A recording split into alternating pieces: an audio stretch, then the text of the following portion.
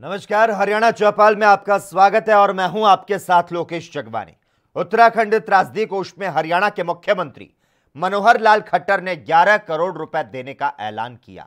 उन्होंने कहा कि हरियाणा सरकार देवभूमि उत्तराखंड की हर संभव सहायता करेगी। आपको बता दें, 2 दिन पहले ही जोशीमठ के पास ग्लेशियर फटने की वजह से उत्तराखंड में हादसा हुआ था।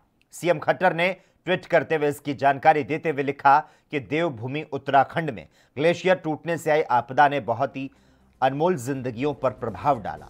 इस प्राकृतिक आपदा से उत्पन्न हुई परिस्थितियों से निपटने के लिए मुख्यमंत्री राहत कोष से 11 करोड़ की राशि दी जाएगी। इसके अलावा हरियाणा द्वारा हर संभव मदद प्रदान की जाएगी।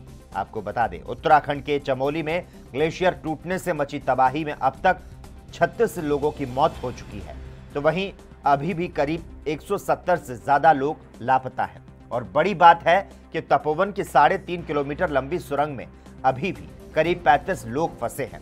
इन लोगों को निकालने के लिए ऑपरेशन दिन रात चल रहा है।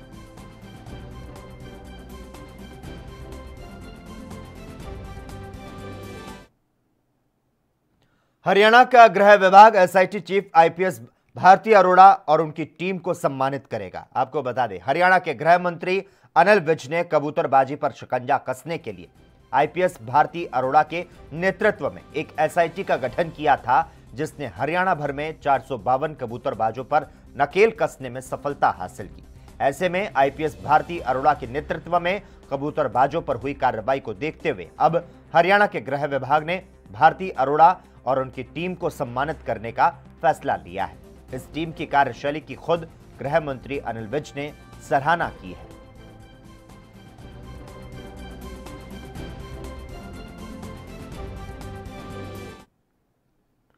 हरियाणा के विपक्षी दल कांग्रेस ने मौजूदा बीजेपी जेजेपी गठबंधन सरकार के विरुद्ध विधानसभा में अविश्वास प्रस्ताव लाने की पूरी तैयारी कर ली है।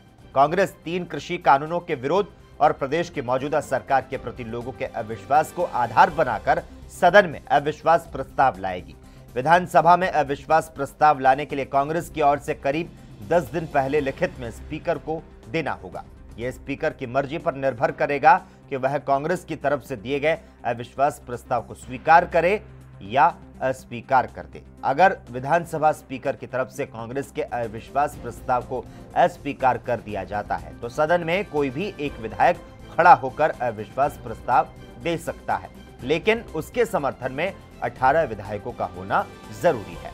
कांग्रेस सदन में यह फॉर्मूला अपना सकती है, लेकिन इस प्रक्रिया से आए अविश्वास प्रस्ताव पर चर्चा के लिए स्पीकर समय देने के लिए 10 दिन का समय ले सकते हैं।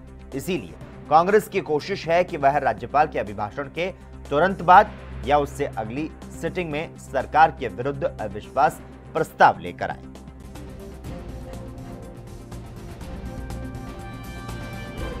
तो आपको बता दें, हरियाणा कांग्रेस की यह रणनीति है। हरियाणा के विपक्षी दल कांग्रेस ने मौजूदा बीजेपी जेजेपी गठबंधन सरकार के विरुद्ध विधानसभा में अविश्वास प्रस्ताव लाने की जो अपनी तैयारी है उसे अब पूरा कर लिया है। आपको यहां पर जानकारी दे दें, कांग्रेस 3 कृषि कानूनों के विरोध और प्रदेश के मौजूदा सरकार के प्रति लोगों के अविश्वास को आधार बनाते हुए सदन में अविश्वास प्रस्ताव लाने की तैयारी में है। विधानसभा में अविश्वास प्रस्ताव लाने के लिए कांग्रेस की ओर से करीब 10 दिन पहले लिखित में स्पीकर को देना होगा।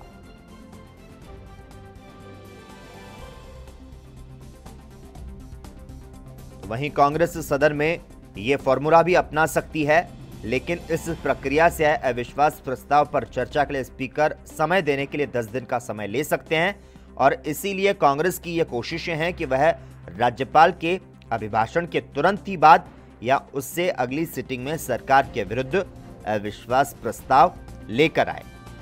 तो सरकार के खिलाफ अविश्वास प्रस्ताव कांग्रेस ला सकती है। और इस खबर पर ज्यादा जानकारी देने के लिए इस वक्त हमारे साथ हमारे संवाददाता अभिषेक तक्षक फोन लाइन पर जुड़ चुके हैं। अभिषेक, हरियाणा की राजनीति में गठबंधन की सरकार और गठबंधन के विपक्ष में तमाम जो राजनीतिक उठापटक है वो तो देखने को मिल रहा है। इस बीच खबरें आ रही है कि सरकार के खिलाफ कांग्रेस अविश्वास प्रस्ताव ला सकती है। क्या कुछ अपडेट है इसे लेकर? जी बिल्कुल, देखिए लोकेश कांग्रेस की ओर से लंबे समय से जो है विधानसभा में अविश्वास प्रस्ताव जो है सरकार के खिलाफ लाने की मांग की गई थी। विशेष सत्र की भी मांग करी जा रही थी। लगभग 3 से 4 बार जो है महामहिम राज्यपाल सत्यदेव नारायण आर्य को 4 पत्र भी लिखा गया था, लेकिन हालांकि उन पत्र का उनकी ओर से कई जवाब नहीं आया। और एक बार जब कांग्रेस ने फिर आखिरी बार जब प्रयास किया और उसके बाद प्रोटेस्ट भी किया, तो उसके बाद उनकी स्वास्थ्य कारणों के चलते राज्यपाल ने फिर एक बार कांग्रेस के तमाम जो विधायक थे, अब जो नेता प्रतिपक्ष भूपेंद्र सिंह हुड्डा की अगुवाई में जो मिलना चाहते थे, उनको समय नहीं दिया। उसके बाद जो अब जो बजट सत्र है उसमें जो फरवरी के आखिर में और मार्च की शुरुआत में जो संभावित है, उसमें कांग्रेस जो है अविश्वास प्रस्ताव लाने की मांग करेगी और अविश्वास प्रस्ताव पुरजोर कोशिश करेगी, ताकि ये क्लियर हो सके कि सरकार के साथ कौन है और विपक्ष के साथ कौन है या किसानों के साथ कौन खड़ा है। ये कांग्रेस जरूर सामने लाना चाहेगी विधानसभा के इस बजट सत्र में। जी अभिषेक, ये जाहिर है कि हर गुट का एक दूसरे के साथ में 36 का आंकड़ा है, जो 63 का तो हो नहीं सकता।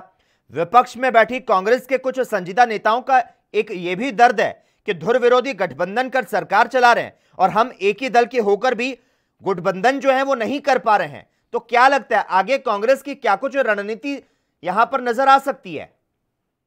जी देखिए, अब जिस तरह आपने गुटबाजी का जिक्र किया, तो जो अभी हमारी बात हुई है, जो हरियाणा के प्रभारी है विवेक बंसल और कांग्रेस के वरिष्ठ नेता हैं, और वही जो कुमारी शैलजा हैं जो प्रदेश अध्यक्ष हैं कांग्रेस, तो उन्होंने कहा कि किसी तरह की कोई गुटबाजी नहीं है और जो कांग्रेस है वो एकजुट है, और जो आने वाले समय में जो है जनता जो है कांग्रेस की सरकार हरियाणा सहित पूरे देश में देखना चाहेगी। तो जब भी सवाल उठता है गुटबाजी का, तो उनकी तरफ से ये साफ तौर पर ये कहना है कि इस तरह की कोई गुटबाजी नहीं है और कांग्रेस जो है मिलजुल कर जो जेजेपी और बीजेपी की जो गठबंधन सरकार है इसके खिलाफ जो है अविश्वास प्रस्ताव जो है विधानसभा में लेकर आएगी। और इसमें जब अविश्वास प्रस्ताव पर जब वोटिंग होगी तो उसमें साफ तौर पर देखा जाएगा कि ज्यादातर जो विधायक है किसानों के साथ होते हुए जो है बीजेपी के खिलाफ वोट करेंगे। जी अभिषेक, एक बात आपसे यहां पर समझना चाहूंगा, आप कितना इत्तेफाक रखते हैं कांग्रेस का कोई भी गुट हो, चाहे भूपेंद्र सिंह हुड्डा का हो, प्रदेश अध्यक्ष शैलजा का हो, कैप्टन अजय यादव का हो, या फिर किरण चौधरी का हो, या फिर रणदीप सुरजेवाला का ही क्यों ना हो, सरकार के प्रति नरम रुख तो नहीं लगता, लेकिन आप क्या मानते हैं भीतर ही भीतर अपने विरोधी गुटों के प्रति अपेक्षाकृत अधिक कठोर होता है? जी बिल्कुल, देखिए कि जिस तरह आपने कहा कि कई कांग्रेस में, हरियाणा कांग्रेस की बात करें तो कई गुटों में जो है कांग्रेस पहले से जो इस तरह का जो पिक्चर कहें या जो खबरें कहें या जो कांग्रेस की स्थिति कहें, वो साफ दिखती रही है कि जो भूपेंद्र सिंह हुड्डा के साथ जो तमाम जो ज्यादातर जो कांग्रेसी विधायक हैं वो साथ हैं, उधर जो किरण चौधरी हैं वो अपना अलग का रहता है उनका जो कार्यक्रम है, उधर वही रणदीप सिंह सुरजेवाला जो इस समय महासचिव है राष्ट्रीय कांग्रेस के, और वहीं जो कुमारी शैलजा हैं उनका अलग। लेकिन जब बीजेपी जेजेपी सरकार के खिलाफ जो लड़ने की जहां बात आती है तो वहां पर जो है कांग्रेस जो है एकजुट दिखाई देती है।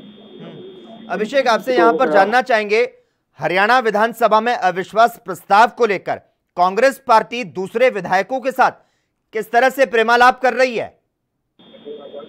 जी देखिए, जब इस विषय पर जब कांग्रेस के जो वरिष्ठ नेता हैं, चाहे वो उसमें चौधरी भूपेंद्र सिंह हुड्डा की बात करें, चाहे कुमारी शैलजा जो प्रदेश अध्यक्ष हैं उनकी बात करें, या तमाम जो वरिष्ठ नेता हैं, उनका यही कहना है कि हमारे जो संपर्क में जो है इस समय काफी विधायक हैं जो कि सरकार से किसान आंदोलन के चलते जो है किनारा करना चाहते हैं और सरकार को के खिलाफ वोट करना चाहते हैं इस तरह के। लेकिन हाँ, ये हालांकि उन्होंने नाम डिस्क्लोज नहीं किया और कितने ही आंकड़ा भी नहीं उन्होंने इसके बारे में जानकारी दी। वो कहते हैं ये विधानसभा में साफ पता चल जाएगा, जब विधानसभा का जो बजट सत्र जब आएगा तो उसमें ये बात क्लियर निकल के आ जाएगी कि जब जेजेपी और बीजेपी सरकार के जो विधायक हैं जो किसानों के साथ खड़े होने का जो दम भरते हैं वो सरकार के खिलाफ वोट करेंगे। ठीक है अभिषेक, धन्यवाद तमाम जानकारी देने के लिए, हमारे साथ इस मुद्दे पर जुड़ने के लिए। तो हरियाणा के विपक्षी दल कांग्रेस ने मौजूदा बीजेपी जेजेपी गठबंधन सरकार के विरुद्ध विधानसभा में अविश्वास प्रस्ताव लाने की अब अपनी जो पूरी तैयारी है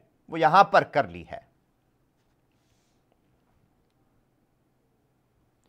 हरियाणा में यूपी के नेताओं के महापंचायत पर कृषि मंत्री जेपी दलाल का बड़ा बयान सामने आया। दलाल ने कहा कि आज तो अपनी अपनी चौधरी की लड़ाई जो है वो चल चुकी है, क्या हमारे समाज को ये लोग ही नेतृत्व देंगे, जबकि समाज में तमाम बुद्धिजीवी और वरिष्ठ पदों पर लोग बैठे हैं। हमारे यहां पर ही विपक्षी पार्टियों को वहम है कि इन्हें आगे करके सरकार को धकेला जा सकता है, गिराया जा सकता है।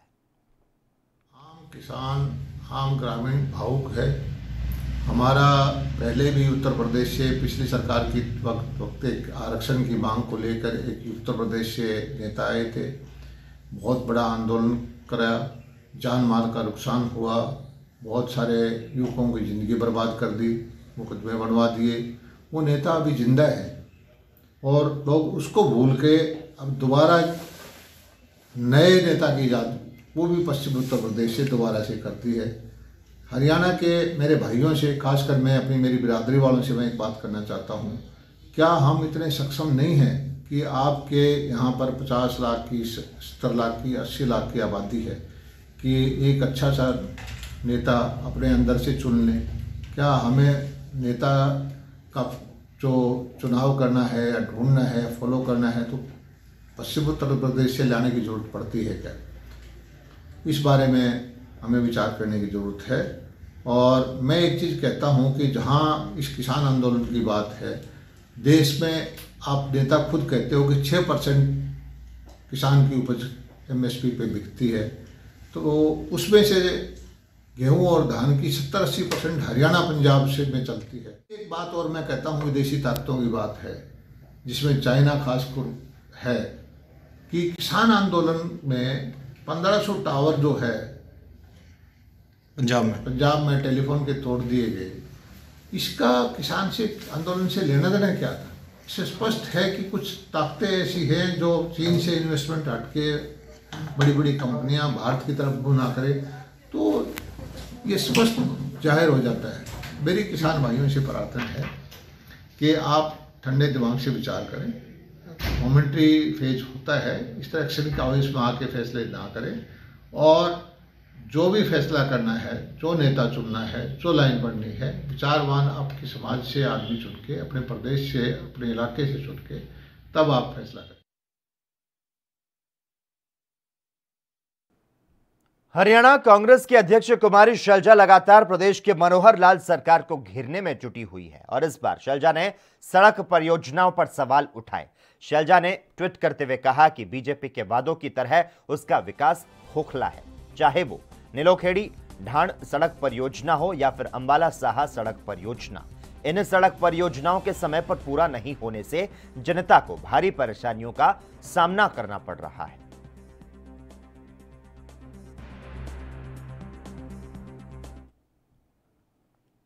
वहीं राष्ट्रीय स्वयंसेवक संघ के नेता दर्शन लाल जैन का सोमवार को निधन हो गया।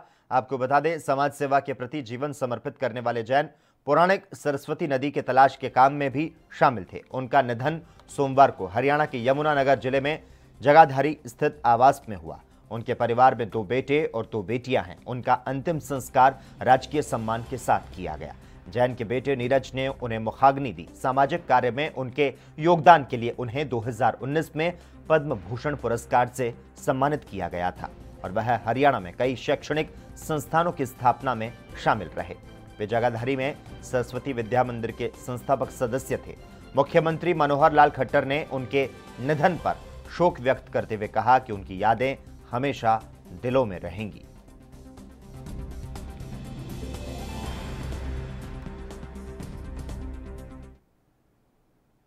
हरियाणा के फतेहाबाद के गांव दरियापुर में चोरों ने सर्व हरियाणा ग्रामीण बैंक में चोरी की वारदात को अंजाम देने का प्रयास किया। बैंक की दीवार को तोड़कर चोर बैंक में घुसे और तिजोरी को गैस कटर की सहायता से काटने की कोशिश की। हालांकि चोरी की घटना पर बैंक प्रबंधन ने कहा कि बैंक में नकदी की किसी प्रकार की चोरी नहीं हुई। तो वहीं सूचना पर पहुंची पुलिस ने सीसीटीवी की सहायता से चोरों की खोजबीन शुरू कर दी है।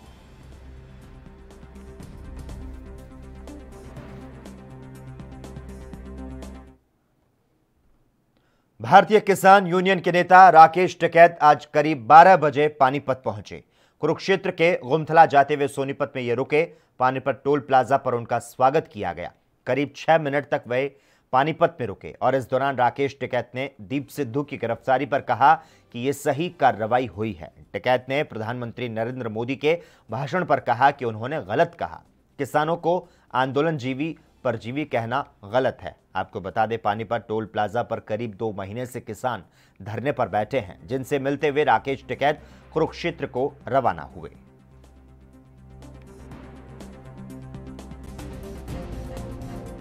भारतीय किसान यूनियन के नेता राकेश टिकैत आज करीब 12 बजे पानीपत पहुंचे। वे कुरुक्षेत्र के गुमथुला जाते हुए पानीपत में रुके और पानीपत टोल प्लाजा पर इनका स्वागत किया गया। करीब 6 मिनट तक वे पानीपत में रुके और इस दौरान राकेश टिकैत ने दीप सिद्धू की गिरफ्तारी पर कहा कि ये सही कार्रवाई हुई है। तो वहीं राकेश टिकैत ने प्रधानमंत्री नरेंद्र मोदी के भाषण पर कहा कि उन्होंने गलत कहा। आपको बता दें, पानीपत टोल प्लाजा पर करीब 2 महीने से किसान लगातार आंदोलन कर रहे हैं, धरने पर बैठे हैं, जिनसे मिलते हुए राकेश टिकैत कुरुक्षेत्र को रवाना हुए।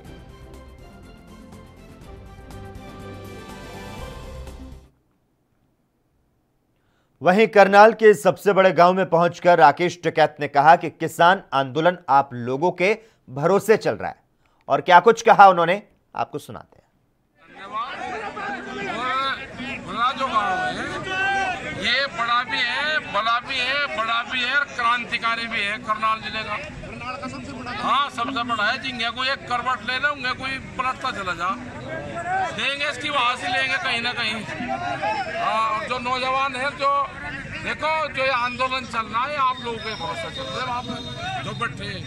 अगर हरियाणा की खाप पंचायतों का साथ ना होता, इन गांवों का समर्थन ना होता, तो सरकार ने तो इलाज कर दिया था। अब सरकार की कोड़ी भरा की छोड़ रही इतने पूरे।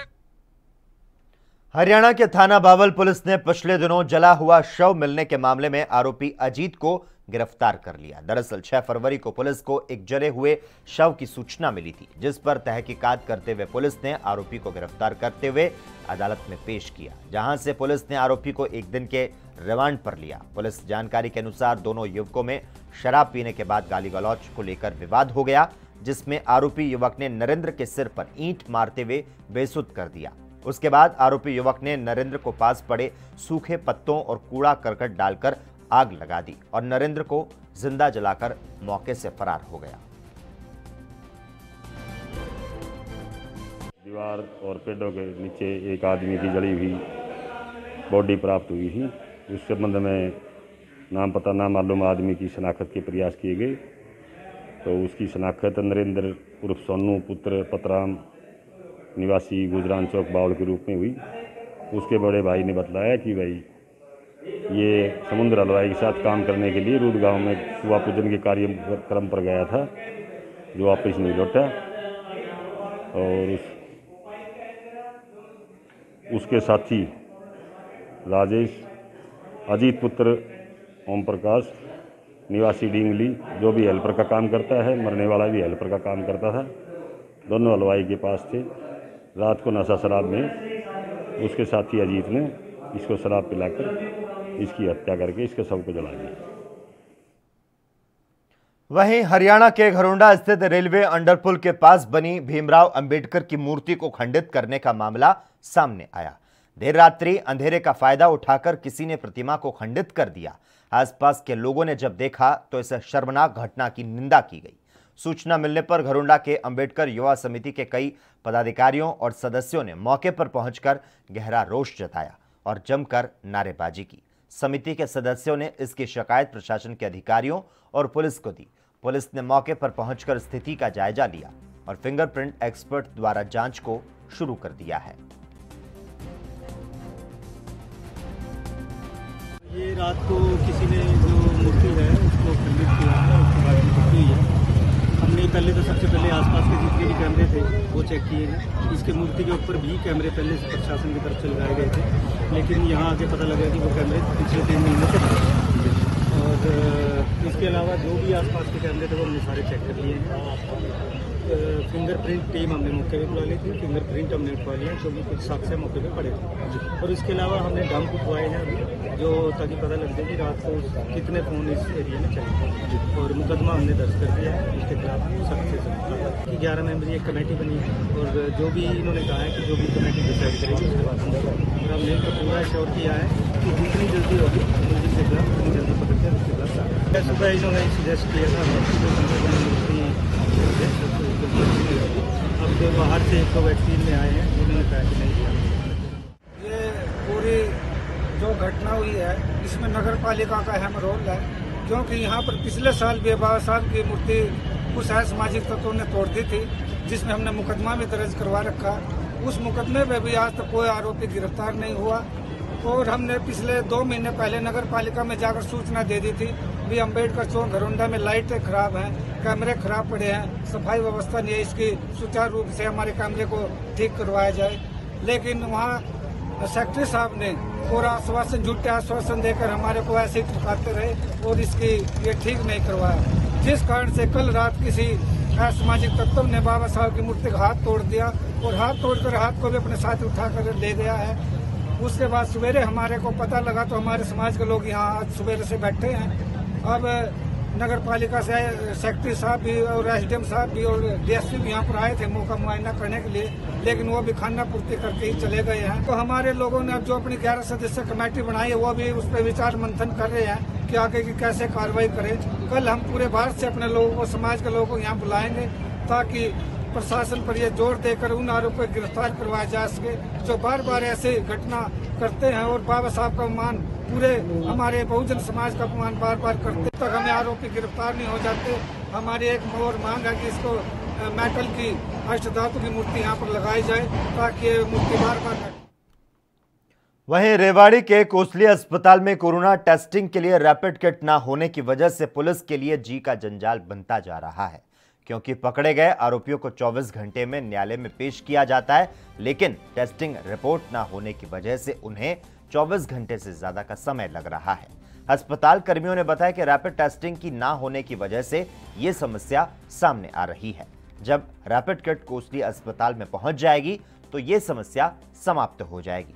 अब कोरोना टेस्टिंग करने के बाद सैंपल रेवाड़ी अस्पताल भेजे जाते हैं, जिसकी रिपोर्ट वापस आने में 24 घंटे से ज्यादा समय लग जाता है।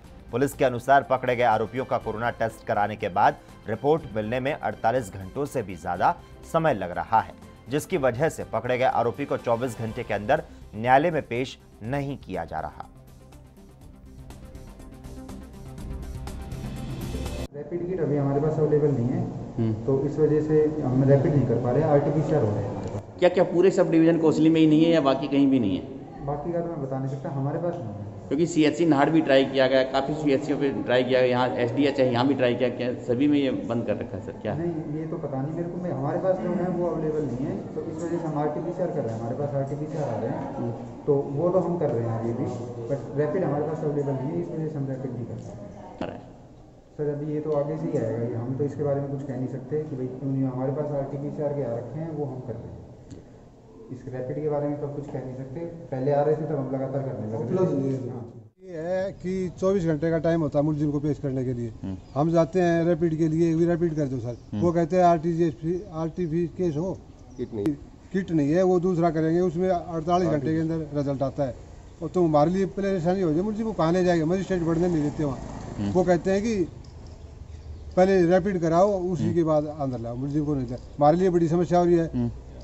हम कोसली जाते हैं तो कोसली नहीं हो पाता, नाड़ जाते हैं तो वो कहते हैं हमारे पास किट नहीं है, गुड़ियानी जाते हैं तो कहते हैं किट नहीं है। बहुत समस्या हो रही है जी मुलाजिम के लिए, तो हर मुलाजिम परेशान होता है। रोज हमने बता दिया, ऐसे तो साहब पता नहीं बात किसी से की है नहीं है इस बारे में जाना। और उसके बाद कहते हैं किट नहीं है जी हमारे पास। मैं कोसली अभी अस्पताल में गया था, तो मैं बोले सर इसका रैपिड करना है, बोले हमारे पास किट नहीं है। और वहाँ नाड़ संपर्क किया तो वहाँ भी बोले कि किट नहीं है, आरटीपीसी वो करेंगे, कोविड रैपिड नहीं करेंगे। बहुत भारी समस्या हो रही है जी, मुलजिम पेश करना है मजिस्ट्रेट। वहीं करनाल के कल्पना चावला मेडिकल हॉस्पिटल में रेजिडेंट डॉक्टर डायरेक्टर ऑफिस के बाहर धरने पर बैठ गए। उनका कहना है कि कोविड-19 से वो काम कर रहे हैं, लेकिन पिछले 5 से 6 महीने से उन्हें तनख्वाह नहीं मिली है, जिसके चलते उन्हें काफी परेशानी हो रही है। सीनियर डॉक्टर्स समझाने में तो जुटे हुए हैं कि बजट नहीं है, लेकिन ऐसे में बजट का ठीकरा फोड़कर इनसे काम करवाया जा रहा है।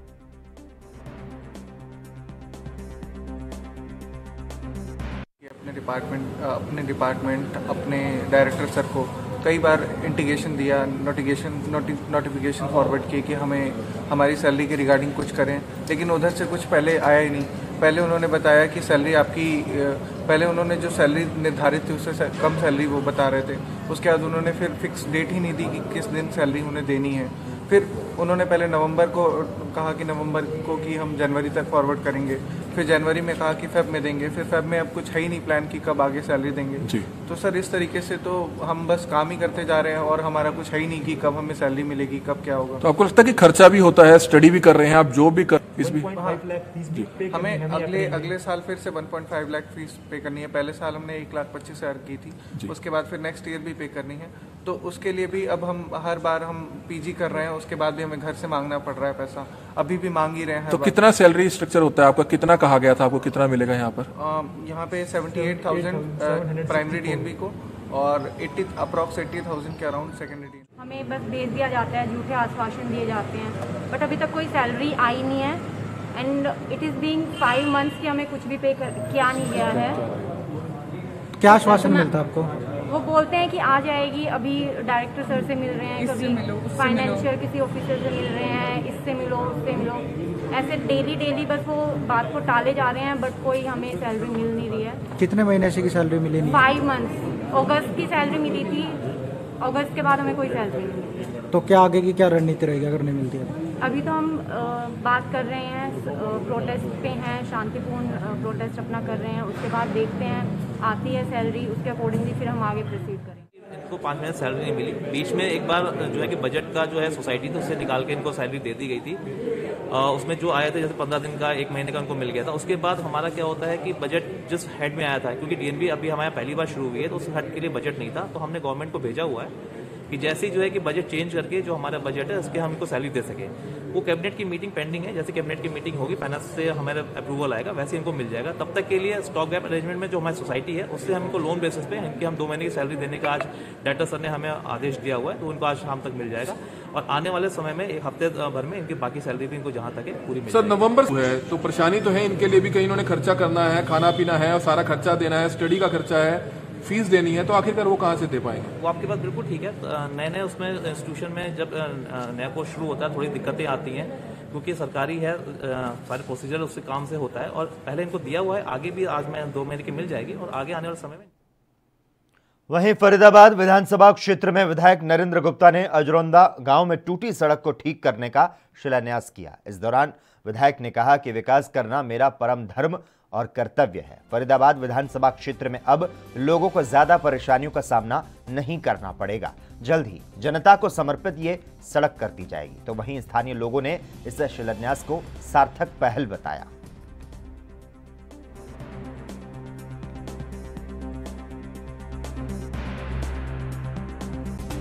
इस गांव का वासी हूं और सारे गांव वाले ही यहां खड़े हैं। इस सड़क का काम लगभग 2 साल से रुका पड़ा था।